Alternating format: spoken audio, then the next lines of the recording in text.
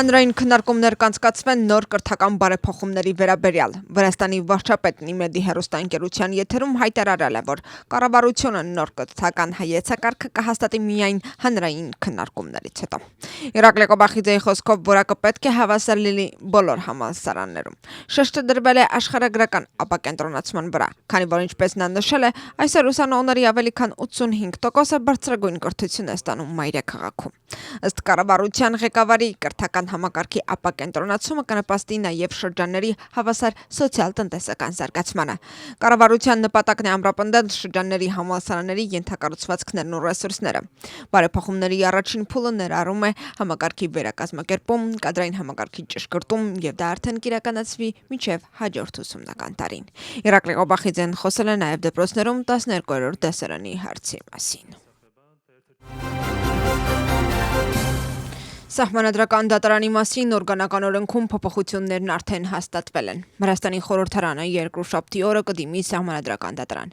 Օրենսդիր մարմինը նախաձեռնությունը քննարկել է արագացված կարգով։ Սահմանադրության սկզբունքները խախտող քաղաքական կուսակցությանը եւ կոնկրետ անձանց կարգելվի կուսակցական գործունեություն ծավալել, քաղաքական պաշտոն զբաղեցնել ու ընտրելու իրավունք ունենալ։ Վրացական երազանքի կողմից ներկայացված սահմանադրական հայցն արգելքով սպառնում է ընդհանուր առմամբ 10 կուսակցությանը։ Ազգային շարժումից բացի, թե ովքեր կընդգրկվեն ցուցակում, կպարզվի իշխող կուսակցության կողմից սահմանադրական դատարան դիմելուց հետո։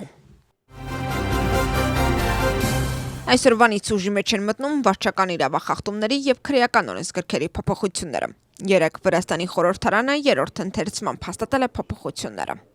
Օրենսդրական փաթեթի համաձայն բողոքի ցույցերի հետ կապված իրավական կանոնները դառնում են ավելի խիստ։ Ցույցի մասնակցի կողմից ճանապարհի անօրինական փակման, դեմքը դիմակով փակելու, անցուքաբեր գազ կամ թունավոր նյութեր պայելու կամ ժամանակավոր կառույց ստեղծելու հենց առաջին դեմքը կհանգեցնի մինչև 15-օրյա վարչական կալանքի, իսկ եթե խախտողը ցույցի կազմակերպիչն է, ապա մինչև 20-օրյա վարչական կալանքի։ Ընդդիմությունը փոփոխությունը գնահատում է որպես ավտորիտարիզմի քայլ եւ այն անվանում է հակասահմանադրական։ Կենտրոնական ընտրական հանձնաժողովը հայտարարություն է տարածել, որում նշվում է, որ հոկտեմբերի 4-ի ընտրություններին Վրաստանում գտնվող բոլոր օտարերկրյա դիտորդների հրավերն ու ներկայությունը հիմնված է եղել միջազգային չափանիշների վրա եւ դրանք քաղաքական կամ լոբիստական գործունեություն չեն իրականացրել։ Հանձնաժողովը ծանոթացել է Եվրոպական ժողովրդավարական ընտրությունների հարթակի կողմից տարածված հայտարարությանը, որի համաձայն կազմակերպությունը 2025 թվականի հոկտեմբերի 4-ի տեղական ինքնակառավարման մարմինների ընտրություններին Վրաստանում ներկա գտնվող մի շարք միջազգային դիտորդներին համարել է կեղծ դիտորդներ։ Նրանց թվում են եղել տարբեր երկրների ընտրական վարչակազմերի ներկայացուցիչներ։ Նշված գնահատականն ակնհայտորեն վիրավորական է, անհիմն ու նպատակ ունի վարկաբեկել ինչպես Վրաստանի ընտրական վարչակազմին, այնպես էլ միջազգային դիտորդներին, որոնք կենտրոնական ընտրական հանձնաժողովի պաշտոնական հրավերով դիտարկել են ընտրությունները։ 2025 թվականի տեղական ինքնակառավարման մարմինների ընտրություններին Վրաստանում ներկա գտնվող բոլոր օտարերկրյա դիտորդները գրանցվել են ընտրական օրենսդրությամբ սահմանված պահանջներին համապատասխան։ Կենտրոնական ընտրական հանձնաժողովը կոչ է անում այս հայտարարության հեղինակներին եւ Եվրոպական ժողովրդավարական ընտրությունների հարթակի ներկայացուցիչներին հրապարակայնորեն պարզաբանել իրենց հայտարարությունների աղբյուրներն ու ապացույցները։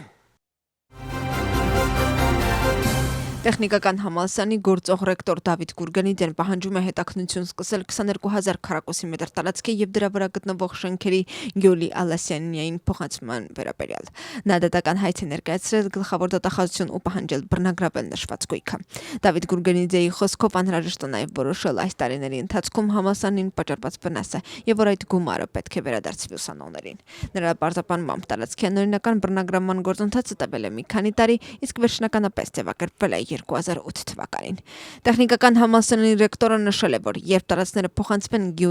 տարածքները փոխանցվել են Գյուլի Ալասյանյային, համալսարանը դրա դիմաց ոչ մի լարի չի ստացել։ Վրաստանի պետական անվտանգության ծառայության կոռուպցիայի դեմ պայքարի գործակալությունը ձերբակալել է 3 անձի կեղծ բժշկական տեղեկանքներ պատրաստելու եւ առևտրային կաշառակերությանը նպաստելու մեղադրանքով։ Հետաքննության տվյալներով Թբիլիսիի, Քութայիսի ու Բաթումիի տարբեր բժշկական հաստատությունների բժիշկները եւ նրանց օգնականները պատրաստել են կեղծ բժշկական փաստաթղթեր իրենց առողջական վիճակի մասին որոշակի գումար ստանալու դիմաց, որի հիման վրա մարդկանց շնորհվել է սահմանափակ կարողություններ ունեցող անձի կարգավիճակ։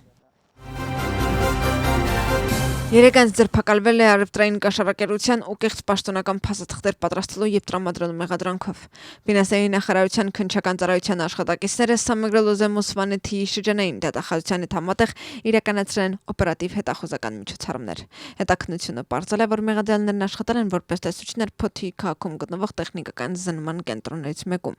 Գումարի դիմաց նրանք դրական փաստաթղթ են տրամադրել տեխնիկական անսարք տրանսպորտային միջոցների համար։ Պատիժը նախատեսում է 2-ից 4 տարի ժամկետով ազատազրկում։ Դատախազությունը մեղադրանքի առաջադրել 47 անձի, որոնք ձերբակալվել են խոշոր եւ առանձնապես խոշոր չափերի թմրամիջոցների ապօրինի ձեռքբերման, պահպանման, վաճառքի խթանման ու վաճառքի փաստերով։ Ոմանց նկատմամբ որպես խափանման միջոց սահմանվել է կալանք։ Հետաքննության տվյալներով մեղադրյալներն անօրինական կերպով ձեռք են բերել եւ պահել են տարբեր տեսակի ու քանակի թմրամիջոցներ, որոնք հետո գնահատել եւ վաճառել են։ Որպես ապացույցներ ներգրավել են հետեւյալ թմրանյութերը՝ հերոին, մեթադոն, ալֆա-բավաբա, սուբոքսոն, սուբոտեքս, մետամեֆատոն, հաշիշ, աֆիոն, տետրահիդրոկաննաբինոլ, չորացրած մարիխուանա եւ թմրանյութ պարունակող կանեփի բույս։ Պատիժը նախատեսվում է մինչեւ 20 տարի ժամկետով կամ ցմահ ազատազրկում։ Արժույթի միջազգային հիմնադրամի եւ համաշխարհային բանկի տարեկան հանդիպումների շրջանակներում Վրաստանի ազգային բանկի նախագահն ու ֆինանսների նախարարը Վաշինգտոնում անցկացրել են քննարկումներ։ Այդ ընթացքում կողմերը կենտրոնացել են Վրաստանի տնտեսության ամուր եւ կայուն վիճակի, ցածր գնաճի ու բարձր տնտեսական աճի վրա։ Արժույթի միջազգային հիմնադրամի ներկայացուցիչների հետ հանդիպման ժամանակ քննարկվել են տեխնիկական օգնության ոլորտում հետագա համագործակցության եւ գնահատման առաքելությունների Վրաստան այցելությունների հարցը։ Օրթաճալ հիդրոէլեկտրոկայանի կամրջի ամբողջական վերանորոգումն ավարտված է եւ այժմ երթևեկությունը հնարավոր է առանց խոչընդոտների։ Վերանորոգման շրջանակներում վերականգնվել եւ վերանորոգվել է կամրջի կառուցվածքային մասը։ Փոխվել է նաեւ ջրահեռացման համակարգը։ Օդային էլեկտրահաղորդակցման գծերը տեղադրվել են ստորգետնյա մալուխային ջրանցքի մեջ։ Ճանապարհն ամբողջությամբ վերանորոգվել է, ասֆալտապատվել եւ նշագրվել է։ Կամրջի վրա մայթեզրերը նույնպես վերանորոգվել են։